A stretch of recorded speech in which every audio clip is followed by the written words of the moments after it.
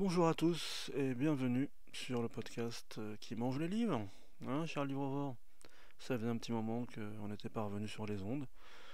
Alors, welcome back. On commence.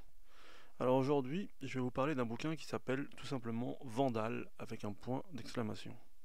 Pourquoi j'ai choisi de vous parler de ce livre? Alors pour ceux qui écoutent régulièrement le podcast, vous savez que j'ai une petite marotte. D'un point de vue historique, c'est tous les peuples un peu perdus, les peuples des steppes, les Amérindiens, les Vikings, tous ces peuples un peu mythiques. Et parmi tous ces peuples cavaliers et barbares, il y avait un peuple dont j'entends parler depuis ma jeunesse qui s'appelle les Vandales. Et bon, bien sûr, maintenant on sait que Vandale, c'est devenu une insulte presque. Le vandalisme, ça vient de ce mot. Pourquoi? Parce qu'on a l'image justement des guerriers barbares qui ont envahi la Gaule et qui ont tout ravagé sur leur passage. Mais quand j'ai grandi quoi et que j'ai commencé à m'intéresser de plus près aux faits historiques, j'ai commencé à faire des recherches sur tous ces peuples et les Vandales, bah, j'avais beaucoup de mal à trouver de textes sur eux. Alors bon, en grattant, je me suis rendu compte qu'il y avait deux ou trois spécialistes en France, mais qui dataient pas d'hier, hein, qui datent des années 30 ou pour certains des années 60. Et donc c'était compliqué même à trouver comme bouquin. Par exemple, il y a Christian Courtois qui a écrit un livre dans les années 50 qui s'appelle Les Vandales et l'Afrique. Il y a un certain de Mongeau aussi qui a écrit un livre sur les invasions vandales, mais pareil, c'est super dur à trouver. D'ailleurs, bien que je mange des livres et que j'en cherche tout le temps, je les ai jamais eu sous la main, ces deux-là. C'est toujours dans des notes bibliographiques que j'en entends parler. Et par contre, ce roman de Michel Robert, qui s'appelle Vandale, tout simplement, et qui date de 1990, donc lui aussi, il n'est pas tout jeune. Et bah en fait, je le voyais souvent. Mais comme c'était un roman, je me disais, parfois les romanciers prennent beaucoup de liberté avec la vérité historique, et c'est pas ce dont j'ai envie vraiment. Et là récemment, bah, en fouinant dans des bouquineries, je suis retombé dessus. Et je me suis dit, bon, depuis le temps, c'est vrai que je me suis quand même intéressé à plein d'historiens qui parlaient des peuples germaniques, des invasions barbares, des peuples des steppes, etc. Mais comme j'ai jamais lu vraiment un livre sur les Vandales, on va lire celui-là et on va voir si il tient la route. Bon, je l'ai mangé vite fait, hein, franchement, je l'ai mangé en 2 jours. Et bien que bien sûr, il a dû romancer un petit peu, c'est quand même assez solide d'un point de vue historique. Il y a plein de sources et ça suit vraiment l'itinéraire des Vandales de l'Europe orientale jusqu'en Afrique.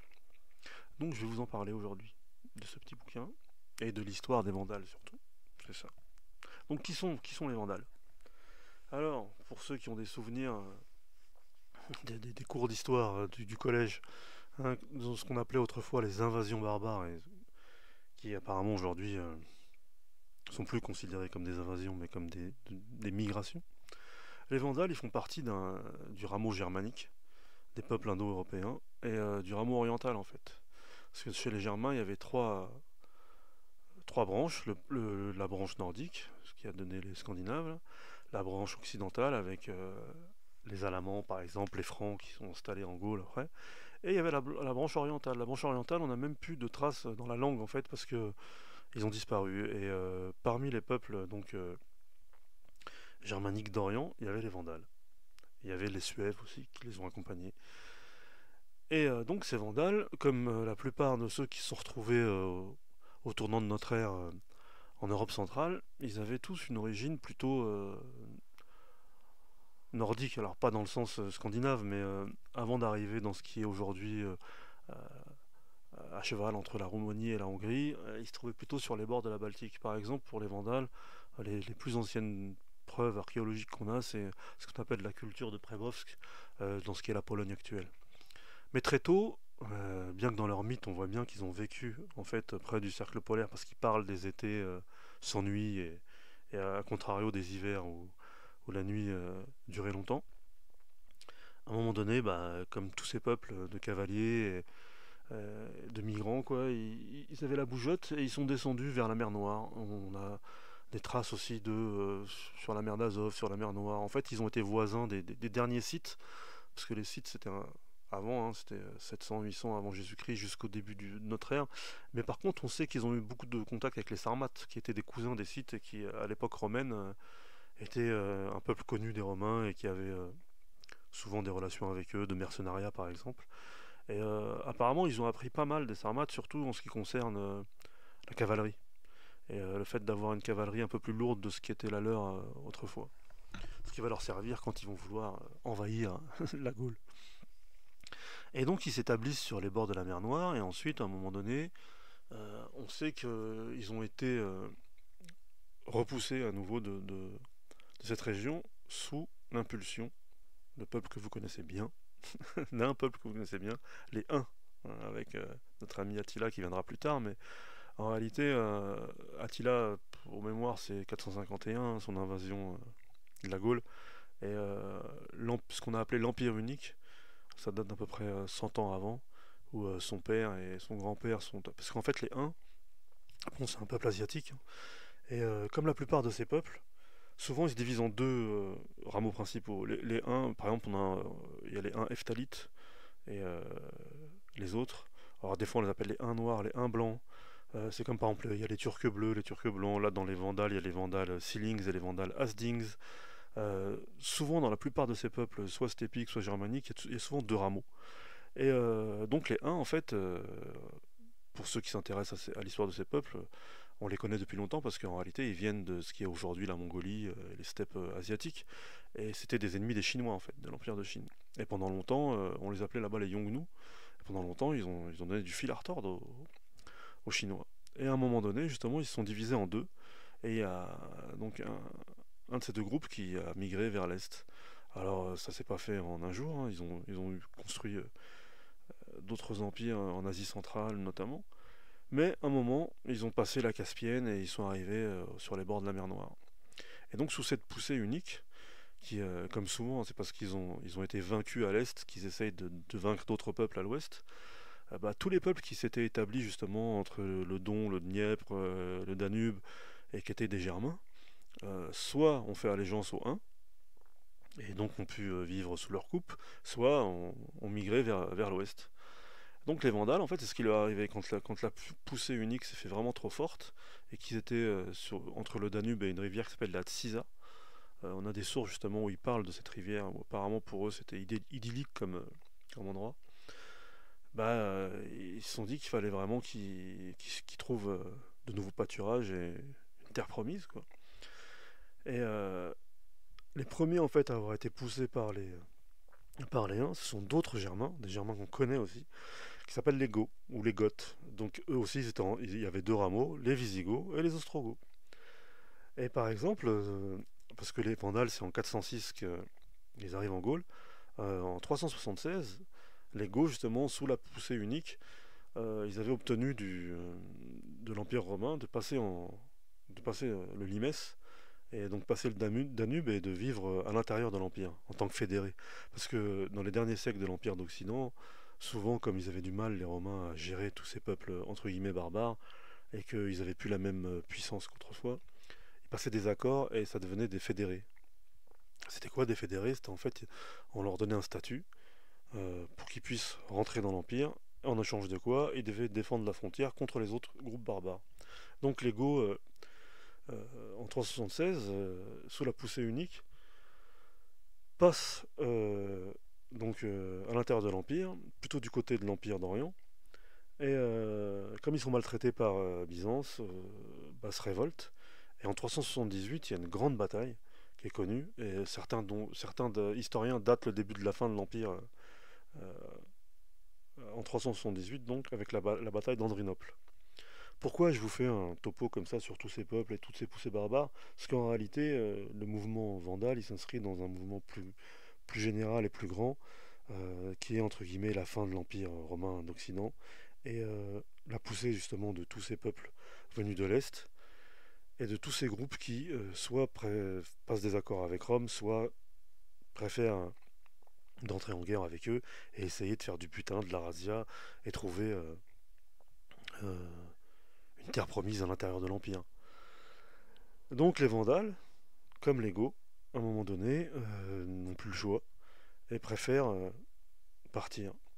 Et donc on est aux alentours de 406, 405, mais ils vont pas partir tout seuls.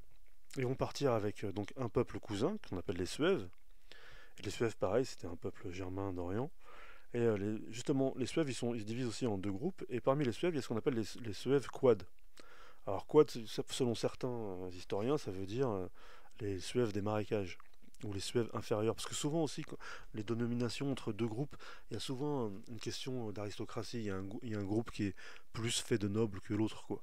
Et ces Suèves étaient aussi alliés autrefois à des Sarmates et aux Alains. Mais les Alains, à la différence des Suèves et des Vandales, les Alains, eux, c'est ce qu'on appelle des iranophones, mais pas dans le sens iranien d'aujourd'hui, c'est aussi un peuple indo-européen, mais qui est plus de l'Est, qui a fait partie de ceux qui ont envahi, alors là, 1000 ans avant, 1500 ans avant, l'Iran actuel et l'Inde actuelle, ce qui a donné ensuite les Perses et l'Empire Gupta, par exemple, en Inde. C'est la poussée indo-européenne, une des premières, quoi. Et donc, ces iranophones, qui sont vraiment des peuples steppiques aussi, qui ont vraiment, eux, voyagé, donc tout d'abord au cœur de l'Asie centrale, là, dans les steppes, et qui ensuite sont rentrés sur le plateau iranien, ils sont restés un moment, ils sont ressortis, eux aussi, ils sont partis sur la Caspienne, sur la mer Noire, et ils avaient un moment une espèce de royaume à eux, mais en même temps, ils étaient aussi mercenaires pour tous les empires de l'époque. Moi, ils s'étaient établis, on va dire, sur pareil, entre le Don, le Dniepr, la Volga, le Danube, dans toutes ces steppes là, et ils étaient connus des Romains parce que souvent ils faisaient du mercenariat pour eux. Donc ces trois peuples, les Alains, les Suèves et les Quads, décident, euh, pour échapper au Hun, d'envahir la Gaule. Donc on est à la fin de l'année 406, et très peu de temps avant, il y a un Goth, un roi goth qui s'appelait Radiguez, et qui lui avait décidé d'envahir l'Italie. Et selon les sources, il avait Radagez, pardon, il avait un nombre important de troupes, mais justement, les historiens pensent que, parce qu'en fait, c'était à la fin de l'année 406, il a essayé d'envahir le nord de l'Italie et il s'est fait battre. Mais selon les sources, il n'y a qu'un tiers de ses effectifs qui a soit été exterminé, soit été pris comme mercenaire à l'intérieur de l'armée romaine, et lui, il a été tué. Donc certains pensent que les Alains, les Quads et les Suèves faisaient partie de cette première invasion et ont réussi à s'échapper, et sont ensuite, 2-3 mois après, montés vers le nord et ont essayé de passer la Rhin à Mayence. Et d'autres pensent que en fait c'est indépendant, c'était deux poussées différentes. Tout ça pour dire que le 31 janvier 406, ce groupe de trois peuples germains, enfin deux peuples germains et un peuple iranophone, les Alains, décide de passer la frontière de manière illégale et de rentrer dans ce qui était la Gaule. Donc il passe par Mayence, il fait froid, le Rhin est gelé possiblement, parce que la plupart des auteurs pensent que sinon ils n'auraient pas pu le traverser. Et il y a des batailles en fait, il y a d'abord des batailles sur la rive orientale du Rhin, et là le roi des Vandales qui s'appelait Godigisel est tué, et il est aidé par les Alains. Les Vandales en fait ils allaient se faire découper dès le début, mais les Alains qui avaient déjà passé le Rhin apparemment font demi-tour et viennent au secours des Vandales, et finalement ils passent le Rhin avec les Vandales et les Suèves. Donc c'était quand même comment on dit, une alliance qui était sincère et qui tenait dans la guerre. Donc à ce moment-là, un des fils de Cody qui s'appelle Genséric, Gundéric, pardon, parce que Genséric c'est le deuxième. Gundéric va être élu, parce qu'à l'époque les rois étaient élus par les guerriers, roi des Vandales, et ils passent le Rhin. Donc après, ils ont un itinéraire qui est un peu compliqué, mais on a des sources. Ils restent d'abord dans ce qui est l'Allemagne d'aujourd'hui et peut-être un peu la Belgique, et ils remontent vers Tournai et vers le nord de la France, et ensuite ils descendent vers les Pyrénées. Et ça dure 2 ans. Alors selon les sources, hein, ils ont ravagé le pays, ils se sont nourris sur la bête. Quand ils pouvaient faire du butin, ils le faisaient. Quand ils pouvaient faire des razzias, ils le faisaient. Quand ils pouvaient prendre des villes, ils le faisaient. Ils étaient super mobiles. Une des raisons pour lesquelles ils ont descendu ensuite vers le sud et qui se sont heurtés aux Pyrénées, c'est parce que justement tous ces événements ont fait qu'il y a eu ce qu'on appelle des usurpateurs en Gaule et en Bretagne. Et notamment là, on pense que c'est à cause de ça, en Bretagne, il y a un premier général qui décide de se faire nommer empereur par ses troupes, et qui descend en fait en Gaule et qui va essayer, à l'époque c'était Honorius, l'empereur d'Occident, qui va essayer de devenir calife à la place du calife, quoi. Et donc ça pousse les Vandales et leurs alliés vers les Pyrénées. Et donc jusqu'en 409, ça dure comme ça. Et le paradoxe, c'est que comme les Romains ont du mal à cause des usurpateurs, bah les cols des Pyrénées vont être plus faibles et les Vandales et leurs amis vont réussir à passer et à se retrouver en Espagne. Et pour eux, c'est un pays de cocagne en fait, l'Espagne. Ils vont se déverser dedans comme ils ont fait en Gaule. Mais là, par contre, ils vont estimer que c'est le moment de créer des royaumes. Alors, comme à l'époque, c'est les Alains qui ont la primauté sur les deux autres peuples, ils sont les plus forts, ils, ils s'accaparent la part du lion en fait, ils prennent une, une bande qui est à peu près médiane dans l'Ibérie de l'époque, qu'on appelle la Carthaginoise et la Lusitanie. La Lusitanie, c'est ce qui est le Portugal d'aujourd'hui. Au nord-ouest, dans ce qui est aujourd'hui la Galice, il y a les Suèves et une partie des Vandales, les Vandales Hasding qui s'y installent. Et au sud, il y a les Vandales Sealings et aussi une partie des Alains aussi qui s'installent dans la Bétique. Donc au début, il n'y a personne pour trop leur, leur faire la guerre, ils s'installent, ils sont contents et ils commencent à établir leur royaume. Ça dure pas trop longtemps parce que les Romains vont s'allier aux Visigoths justement et vont leur faire comprendre que, parce que les Visigoths ils vont s'installer en Aquitaine, mais ils vont leur faire comprendre, les Romains, que s'ils prennent l'Espagne en leur nom et qu'ils virent les Vandales et les Alains et les Suèves de là-bas, bah, ce sera win-win pour tout le monde. Donc ça dure pas trop longtemps, quoi, et les Visigoths descendent et ils font un petit carnage en fait en Espagne, bien que au début, en tout cas pour ce qui est des Suèves et des Vandales qui étaient établis au nord-ouest, là, ils avaient quand même obtenu le statut de fédéré. Mais ça dure pas longtemps donc. Donc il y a pas mal de batailles qui se passent en Espagne et surtout les Alains du sud qui étaient en Bétique et les Vandales qui étaient avec eux, les Sealings, ils se font exterminer. Donc il y a une partie quand même de la force d'invasion qui est réduite à néant. C'est pour ça qu'à ce moment-là, euh, il y a un nouveau roi qui est Gundéric, qui est le demi-frère de... Ah non, pardon, je confonds toujours les deux, je suis désolé. Mais donc, parce que je vous avais dit que sur les bords du Rhin, il y avait un des deux fils de Gaudigisel, qui était Gundéric, qui avait pris le pouvoir. En fait, il meurt à ce moment-là, et c'est Jean Séric finalement qui devient roi, et qui devient roi à ce moment-là des Vandales et des Alains, parce que le peu d'Alains qui reste décide de prêter allégeance à Jean Séric, et ça va devenir important en fait par la suite. Donc pourquoi je vous parle de ça et que je détaille un peu finement, c'est parce qu'en fait les Vandales, nous on a l'image de justement, ils sont arrivés, c'est une traînée de poudre, ils sont passés pendant 2 ans, ils ont passé la Rhin, ils ont mis le feu à la Gaule, ils sont partis en Espagne, et ensuite, on ne sait pas pourquoi, ils ont traversé le détroit et ils ont pris Carthage, et ils ont fait un royaume vandale qui a duré 100 ans en Afrique du Nord. En fait c'est une épopée, mais on a plutôt une vision négative, surtout en France, parce que bah, ils ont ravagé la Gaule de l'époque. Mais à ce moment-là, justement, quand c'est Jean Séric qui prend le pouvoir, en fait, on se rend compte que ce mec-là, Jean Séric, comme il arrive parfois, bah, justement, c'est l'équivalent d'un Attila ou d'un Gengis Khan, ou c'est pas seulement un roi barbare qui fait la guerre, qui fait du butin, il a une vraie vision. Il comprend en fait que l'avenir des Alains, des Vandales, et pas des Suèves, parce que les Suèves, en fait, bien qu'ils aient été alliés pendant longtemps justement aux deux autres, ils arrivent quand même à maintenir leur royaume en Galétie et ils deviennent fédérés. Et ils s'allient aux Romains et à la fin là en Espagne et ils se retournent contre leurs alliés d'hier en fait. C'est pour ça qu'on se rend compte que ces unions parfois, ces alliances, c'est vraiment en fonction des événements. D'ailleurs, selon les sources, les Alains et les Vandales, ils n'ont pas compris quoi, que les Suèves les trahissent à ce point-là parce qu'ils avaient vraiment souffert ensemble pendant des années et ils se connaissaient depuis l'époque de la Germanie orientale, quoi. Bref, les Suèves réussissent à rester en Galécie et resteront jusqu'à même quand les Visigoths prendront la- l'Espagne, ils resteront encore près de 200 ans maîtres de leur royaume. En fait, ils tomberont un peu avant que les musulmans prennent l'Espagne, quoi.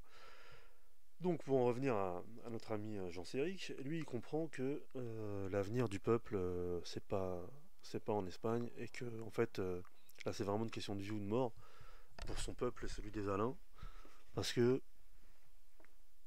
ils doivent trouver une manière de redevenir libres et d'échapper à la menace romaine et de trouver une terre, tout simplement, pour leur peuple, parce que pour eux, ils ont l'impression d'être sur les routes depuis des siècles, en fait, depuis la Pologne jusqu'au sud de l'Espagne, quoi. Ça a duré 400 ans, mais ils sont au bout du bout. Et pour un peuple de cavaliers et des steppes, l'idée même de franchir le détroit, au début, ça paraît pas naturel. Mais en fait, lui, il comprend que on peut peut-être prendre l'Empire romain à revers, en fait.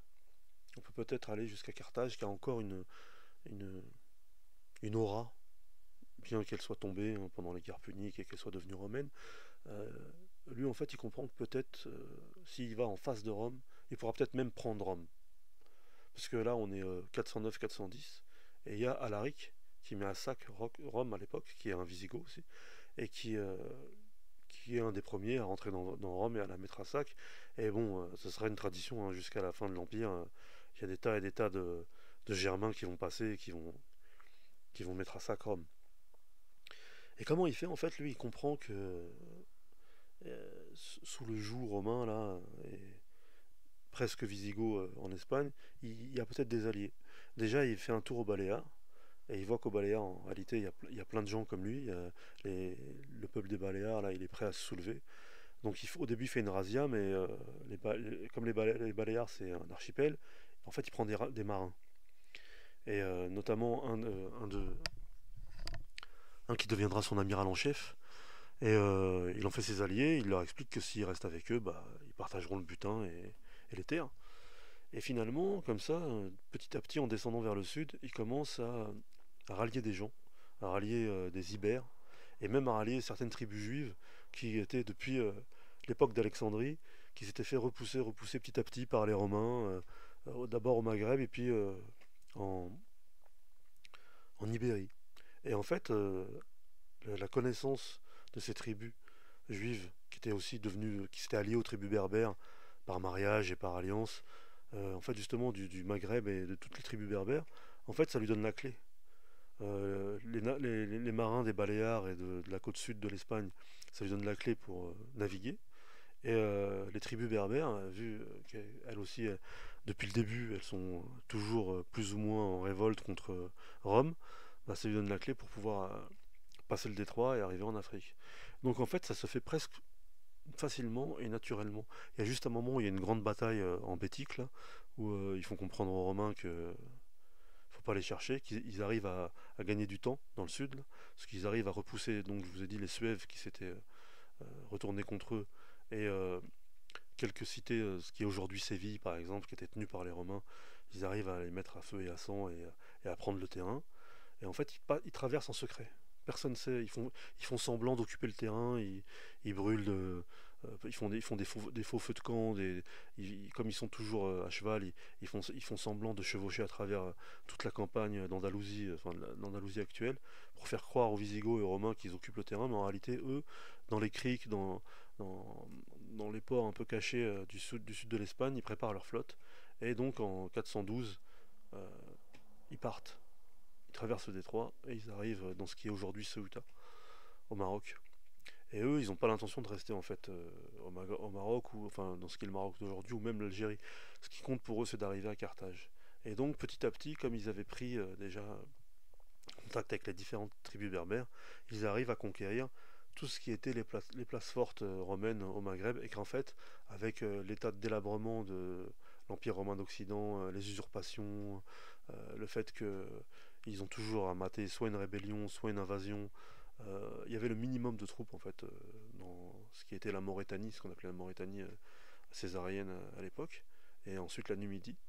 Et il y avait que à Carthage en fait où il restait un peu un généralissime et des troupes. Donc en un an ou deux, ils arrivent aux portes de Carthage et ils la prennent. Et donc là, comme je vous dis, Jean-Cédric, il a vraiment une vision. Parce qu'ils s'établissent vraiment à Carthage et il commence à envoyer euh, des ambassades à Rome. Entre-temps, lui, il est malin, il sait qu'il faut sécuriser ce nouveau royaume. Il prend la Corse, il prend la Sardaigne, il prend le sud de la Sicile, il a toujours les Baléares, il a toujours quelques alliés et amis, soit au sud de l'Espagne, soit donc au nord de l'Afrique, et il établit son royaume. Et donc c'est une épopée incroyable. Et même quand l'Empire d'Occident appelle Byzance à la rescousse, le truc c'est que c'est parce qu'à l'époque souvent les empereurs ont ce qu'on appelle un généralissime. Par exemple, il y avait eu Stylicon pendant longtemps, juste avant cette période, qui était d'origine vandale, et avec Honorius, là, et qui était le chef de guerre romain. Et souvent, donc, comme après, par exemple, à l'époque d'Attila, il y aura Aetius, celui qui va justement combattre Attila dans les champs cataloniques, là, en France, en Gaule. Bah, c'était Aetius, il avait été en otage chez les Huns pendant longtemps, et il y aura Riciver, je crois, enfin c'est un nom qui est souvent mal traduit, mais qui était un Goth ou un Suève, on ne sait pas trop, qui avait été envoyé justement à Rome, à Ravenne plutôt, à la cour, quoi, pour devenir généralissime, et c'était lui en fait le faiseur de roi, entre guillemets. Et l'équivalent en fait donc d'Aesius ou de Riciver ou de Stylicon chez les Byzantins, en fait c'est un Alain. Parce que quand les Alains là, ont décidé de partir avec les Vandales, il y a une partie qui était encore euh, mercenaire pour l'Empire d'Occident. D'ailleurs, une partie des Alains, quand ils vont traverser le Rhin, va se retourner en fait contre leur propre frère. Et, parce qu'il y avait un des chefs des tribus hellènes qui s'appelait Goar, qui avait en fait passé un pacte avec les Romains, et lui il voulait juste être fédéré et prendre du butin, et il n'avait pas envie de faire le tour du monde. Et donc Goar et ses hommes se fédèrent tout de suite euh, avec Honorius, et restent en fait euh, en Gaule. C'est pour ça qu'ensuite il y a un nouveau roi chez les Alains qui va s'appeler Respondial, qui va pas durer longtemps, qui va mourir. Ensuite, un autre roi qui s'appelle Adak, qui va suivre les Vandales. Enfin, c'est anecdotique, c'est juste pour vous expliquer qu'en fait, à l'époque, c'était pas non plus une unité à 100%, même à l'intérieur des peuples. Et comme c'est des peuples qui avaient l'habitude de faire des grandes migrations, il y avait forcément des rameaux qui suivaient pas les autres. Par exemple, donc il y avait une forte population donc d'Alains qui était à Byzance et qui servait de mercenaires aux Byzantins. Et donc là, l'avantage, c'est quand en fait Honorius a voulu faire appel à Byzance, bah, le général en chef de Byzance était un Alain, donc il est venu à Carthage, ils se sont arrangés entre eux. Ils se sont arrangés et le deal, c'était que tant qu'il serait vivant, Byzance n'attaquerait pas Carthage. Donc Rome se trouve vraiment dépourvu devant Genséric et ses plans machiavéliques. Et finalement, au bout d'un moment, il va même, parce que Genséric va même rasier Rome, à un moment donné, ils vont y aller, comme Alaric avant, ils vont y aller, ils vont prendre une des filles d'Honorius pour épouser le fils de Genséric, donc ça va créer une vraie alliance, et donc le royaume vandal va être reconnu par Rome, et donc c'est une vraie réussite, parce que c'était un pari fou, quelques milliers, dizaines de milliers de Germains barbares, entre guillemets, ont réussi à faire la nique à Rome et à prendre Carthage et à établir un royaume qui va durer à peu près 100 ans. Le problème, c'est qu'une fois que Genséric va mourir, ses fils et ses petits-fils, bah, ils n'auront pas la même vision. Parce que le truc, c'est que, comme je vous le disais, avant, quand un roi mourait chez les Vandales, il y avait une élection. Les différentes tribus, ce qu'on appelait les chefs des 1000, les chefs des 100, se réunissaient et, entre guillemets, élisaient le meilleur d'entre eux. Mais Genséric, il a voulu maintenir sa propre dynastie. Alors je pense que ça, c'était vraiment un défaut de la vision. Il a fait une erreur là, parce que son fils était éclaté. Et donc il a mis un roi feignant, quoi, et il l'a dit lui-même, il a fait cadeau de la paix à son peuple, mais c'était un cadeau empoisonné, parce que tant qu'il y avait la guerre et tant qu'il y avait un but, il y avait une unité, il y avait une vitalité en eux, il y avait la vitalité barbare justement, Quand il est mort, il leur a légué la paix avec Rome et avec Byzance. Et bah, ils ont voulu cueillir les fruits de la paix, quoi, ses descendants. Et bah, c'est devenu des proies. Au lieu d'être justement des barbares, des aigles, des loups, des chacals là, qui mordaient le pied de Rome, bah, c'est devenu des proies. Et finalement, euh, à peu près 100 ans après, bah, ça a été dépecé, quoi. Une partie, c'est Byzance qui l'a pris, une partie, c'était la fin de Rome, hein, déjà, mais une partie, c'est les Visigoths qui ont pris ce qui restait en Espagne et il restait plus rien. Ils ont été quasiment annihilés. Ils ont été pris en esclavage. Ce qui restait des Vandales et des Alains, ils ont été pris en esclavage un peu à Rome, un peu à Byzance. Et peut-être qu'un peu de leur sang est resté à Carthage, dans le Maghreb actuel, mais en tout cas, ils ont disparu de l'histoire. Après cette épopée fantastique, 100 ans après, ils se sont fait déchirer par les serfs byzantines. Bon, à cette époque-là, hein, il y avait déjà eu la chute de l'Empire d'Occident. Les Francs avaient vaincu les Visigoths et alors qu'ils avaient été découpés par les Vandales justement au début dans le nord là, quand ils sont passés bizarrement, les Vandales avaient réussi à les maîtriser et justement c'était pas les mêmes Francs qui sont devenus ensuite rois en France, comme je vous le dis, il y avait toujours une division en deux. C'était pas les Francs saliens qui sont devenus les rois de France, c'était les Francs rhénans et ils s'étaient fait détruire par les Vandales. Donc c'était un prélude en réalité à ce qui allait arriver ensuite, hein, le dépeçage de l'Empire romain d'Occident par toutes ces tribus entre guillemets barbares, les Francs, parce que par exemple les Burgondes, eux, ont réussi à établir un vrai royaume à la suite de toutes ces invasions. Ils étaient établis en Allemagne et ils ont réussi à l'élargir jusqu'à ce qu'il y ait aujourd'hui un peu la Bourgogne et même à se faire reconnaître à l'intérieur de l'Empire. C'était inédit ça. Il y a eu donc les Visigoths, les Ostrogoths qui ont établi leur royaume. D'abord, par exemple, les Visigoths, c'était à Toulouse. Puis ensuite, ils ont passé l'Espagne et jusqu'à l'invasion musulmane, ils étaient maîtres de l'Espagne. Il y a eu donc les Ostrogoths avec Théodose et tout ça qui ont pris l'Italie. Les Lombards qui l'ont pris. Donc, l'Empire d'Occident s'est fait dépecer. Et par contre, l'Empire d'Orient est resté encore 1000 ans. Donc, j'ai été un peu vite, hein.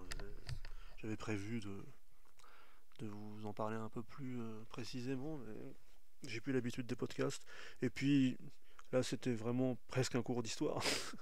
Tout ça pour vous dire que c'était une épopée fantastique, là, cette chevauchée vandale avec leurs alliés suèves et alains. C'est des peuples dont on entend peu parler. En tout cas, moi, ça m'a toujours attiré. Ces peuples de steppe là qui pour certains ont justement euh, une hérédité ensuite pendant des siècles. Bah, par exemple, les Francs, ils sont devenus les maîtres de la Gaule. Les, bon, les Vandales, ils ont eu de la réussite pendant 100 ans, c'est déjà pas mal. Mais même les Visigoths, hein, pendant longtemps, ils ont eu l'Europe du Sud. Les Alamans, bah, ça vient d'eux, le- le nom de l'Allemagne. Et c'est marrant parce que Alamand, en fait, ça veut dire tous les hommes. C'est all men, en fait. Ça vient de là. Euh, donc, tous ces peuples hein, qui sont perdus maintenant dans les brumes de l'histoire et dont on ne sait pas d'où ils ont surgi, moi ça m'a toujours fasciné en fait. Ce ventre-là du monde, là, l'Asie centrale, les steppes, et qui a donné tellement, tellement de chevauchés, ne serait-ce que Gengis Khan à la fin, là, le dernier d'entre eux, là, ou même les Turcs après. Et, donc voilà, je pense que de temps en temps je vous parlerai de ces tribus fantastiques, là, de ces chevauchés fantastiques à travers le monde, et peut-être que je le ferai un peu mieux. J'espère en tout cas que ça vous a intéressé, que ça vous a donné envie de connaître l'histoire des Vandales. Donc comme je vous dis, il y a ce roman là de Michel Robert qui s'appelle Vandale. Alors peut-être qu'il est un peu dur à trouver maintenant, mais bon, avec notre ami Amazon, ça doit être facile. Et sinon, comme je vous disais, il y avait un historien qui s'appelle Courtois et un autre qui s'appelle Demongeot qui ont écrit des livres sur les Vandales. Et bah, ça fait partie de l'histoire de France quand même, hein, les invasions barbares. Donc voilà, un petit podcast de 35 minutes pour revenir. J'espère que ça vous a plu. Et si ça vous a plu, soyez cool, abonnez-vous, mettez des étoiles, mettez des pouces, faites-moi sortir des limbes de podcast lampe. J'aimerais bien que ce podcast devienne un peu plus pérenne et touche un peu plus de monde, si vous en avez envie. En tout cas, à bientôt les mangeurs de livres, sur les ondes. Ciao.